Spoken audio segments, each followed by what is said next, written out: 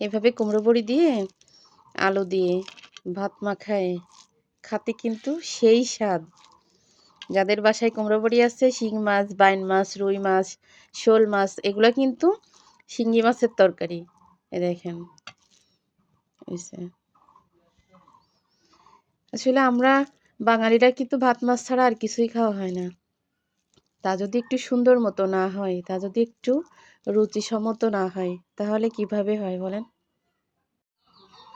রান্নাবান্না শেষ করে সবাইকে খাইয়ে দাইয়ে দিয়ে এবারে কিন্তু আমি নিজে খেতে বসলাম। কুমড়ো বড়ি দিয়ে, শিং মাছ দিয়ে, আলু দিয়ে রান্না করেছি। অনেক মজার একটা তরকারি। আসলে শুকনা মরিচের তরকারি কিন্তু খাওয়া পড়ে বেশি।